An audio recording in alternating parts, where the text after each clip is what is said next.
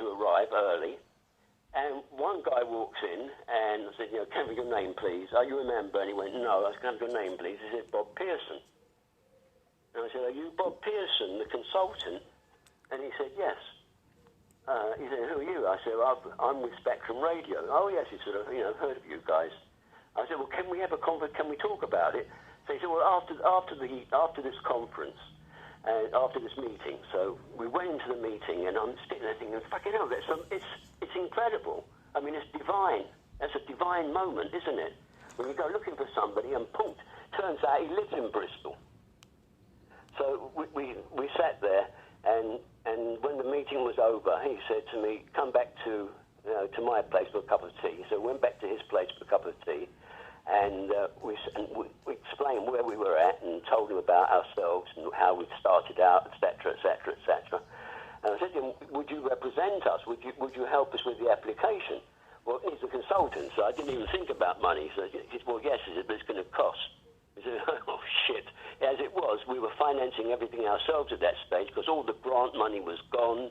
We'd lost £60,000 because of the battle we'd had with the lesbians and Camden Council. So we didn't have that extra bit of money. So everything was coming out when I was decorating, when Sammy was doing decorating, and John Kiriakidis was kicking in, and Butchie was kicking in. And so I said, well, how much is it going to cost? So he said, well, about £3,000. Which was a fortune back then, as far as we were concerned, So I said, he said, I'll come down to London, I'll meet with you guys, I'll talk to you, and we'll take it from there. And that's what happened. He came down to London, we held a meeting, he saw that we'd already got a studio put together, and we had all the equipment, and we were serious about what we were trying to do, and we already had track record for several years, and he basically put the application together. And the only bit that we actually did ourselves was the history of the project, and I wrote that because I was the best one equipped to do that. And I wrote the history, which was at the beginning of the application, or how did you get started, blah blah blah, which was very, very good. And then letters of support, because between Beverly and myself, we sent letters to everybody in the community you could think of, and we got back hundreds of letters, or dozens and dozens and dozens of letters that we put into the application. He said, well, you shouldn't really put those in the application. That should be an appendix. And at the last minute, we thought, fuck it, and we put that in as well. And it was a beautiful application, and we won. But we would never have won if Beverly hadn't said to me, go to Bristol, and if Terence Kelly hadn't phoned up to find out how we were getting on and told me about Bob Pearson. And if it wasn't for Bob Pearson, we would never have got that license. How's that for you? Yeah, well, exactly. That's the kind of thing that I've been talking about. You see, next Thursday, this girl I'm going to interview, she's written a book called, and it's exactly mentioning that kind of flow when something happens quite, statistically very unlikely, and somebody appears who you know from home in some wild out place, anything like that. There it's... Another word I like is the one that Kurt Vonnegut came up with, synchronicity. I like that. The chronosynclastic infundibulum. It's when all these different paths cross each other in time and space. That's right. Which I thought was very nice. Chronosynclastic infundibulum. He invented the word, I guess. So that was it, really. And that's what happened. That's how we actually... Well, listen, that's one story, but don't waste all your juice on this moment. Let's have a time when you're coming here, as you said, and we'll record it on my good machine, so it'll be, what do you call it, audio-visual, not just audio. Well, I've had a haircut. Well, I've gotten this special mobile because it's supposed to be... You know how it started for me? Personally, I had a dream, an actual dream. And in the dream, I was walking along the streets, very similar to sort of around Islington, where they've got railings outside the houses, or they used to have years ago. And there was it was all very pristine. This road I was walking along, and in the railings there was a brown paper parcel stuck in the railings, an elongated parcel, about I don't know, about 18 inches long and about 6 inches wide. And it was wrapped in old brown paper and tied up with sort of grotty old string, and it was stuck in this fence, in the railings. And there's nobody else there except me. And so I walk up to this parcel, and I open it, and I take it out of the railings, and I open it, and inside of it, there's a sword, with a beautiful handle, all engraved, and it's in gold, a golden sword. And I thought, fuck, who would leave something like that laying around? So I took it to the police station, and the police said, if no one claims it, it's yours. And I woke up. And I had a friend who was a medium. He's passed away now. But I told him about it, and he asked me, does the sword have two edges to it? And I said, well, yeah, it was a double-edged sword. And that really was, I thought, I've got a mission. You know, and the sword of truth. That's what he said it was. It was the sword of truth. So I had this beautiful idea of, because when I was living in the States, there was National Public Radio in America, which is kind of similar to the BBC, but more like community radio than Yes, I know National Public Radio. I know that, of course. Yeah, okay. Well, I used to listen to that regularly, and I used to love the programs on it. It talked about communes, and it talked about food co-ops, and it talked about alternatives, and I thought it was brilliant. And I knew, although it was sort of like 10 years later, when I left the States in 73, this was like 80, this was 83 when I first came back to England, 84. To me, it was like, well, England hasn't got it yet. All it's got is BBC or commercial radio, and that's all there is, and nothing in between.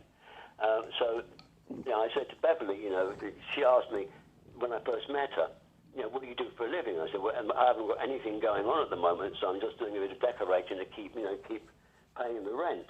She said, what would you like to do? I said, well, I've got 3 projects in mind. One of them is a jazz ballet that I'd written, which still hasn't been produced. The other one was to open a coffee bar, come community arts, music, the whole schmear, everything, all in one, which was like that place in Highgate that we went to on that first night. But on a slightly, I had an idea of doing it as a franchise around the whole country, and England once upon a time was known as Albion, so this was going to be Albion Free Railway, and each place in each city would have been an Albion Railway station. And in the station would be the music, the organic foods and local artists and local performers and so on and so on. That was the second idea. And the third idea was a community radio. But there was no, she said to me, well, I've been involved with citizen band radio, and there's nothing like that here at all, community radio. And a few weeks later, I was buying tobacco, and I noticed City Limits on the shelf, or it might have been Time Out. And I never bought the magazine because there was always something to do, you know, on the weekends. I didn't need to look in the magazine to find out what was going on. I was always caught up in something. But I bought the magazine because it was there, and it was right in front of me, so I just intuitively bought it. And in that magazine was the advert for the Theatre Techniques. And I hadn't bought that magazine since, I don't know, the last time I was in England, which was back in 66, was the last time I saw the magazine when it first started being printed, and it was a big deal.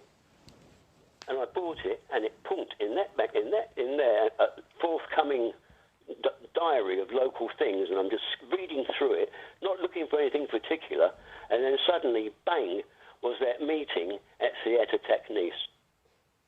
And that's when we went, and that's when we met you. How about that? Hello? Well, that's a good beginning. So anyway, as I said, let's not give away any more. Otherwise, there'll be nothing left to do properly. So was it the sort of thing that you want? We'll see. You may not know this, but I switched on the recorder long ago. Well, I've got no objection to that. I mean, supposing I just suddenly kick the bucket in 2 minutes' time, at least you've got something to go on. There you go. And I'll know too to to phone the ambulance at the same time. You heard from Nigel? No. No, he's gone very quiet, Nigel. Well, he's now got his group of friends who are busily whatever Waiting for the Mashiach. putting surveyors along the place to see whether anything here can be incorporated onto the West Bank. After all, Jerusalem was built in these pleasant hills here. Maybe we could claim a chunk of it. Yeah, well, it's very complicated what's going on there. Very complicated. It's not bloody complicated. They're starting to become what's called it atavistic or something. They're getting more and more bloodthirsty people in charge. Even my cousin, who here would be called an extremist of the right, but there she's sort of almost to the left. She doesn't like Netanyahu, but she now calls this bloke, whatever his name is, Lieberman, a total lunatic. Just as anyone with any sense would. I don't follow it. I get the Times of Israel, through the email, and you read it, and there's this one with corruption, and that one with corruption, and this one's been lying, and this one's running dodgy companies, and they're committing robbery around the world, and the financial governing body in Israel is doing nothing about it. I've given up on it. Israel is fucking itself completely. It's a handful of people who've got control. It's like a handful of people everywhere who've got control, and they're fucking it for everybody else. And I've decided there's only one thing that really drives everything, and that is greed. That is what drives everything. And I've broken it down into these sort of various categories, and it's based on the word enough. There is those who haven't got enough. There are those who've got just enough. There are those who have just a bit more than enough, and then there are those who want a bit more than enough. I think you mentioned 4 categories now. For whatever reason, there is never enough, and they're the ones who are in charge, the ones for whom it's never enough to get everything they can fucking get. Everybody else is on the same ladder. I spoke to somebody that was going to be the compere for the concert, and Mendoza, we got rid of him because he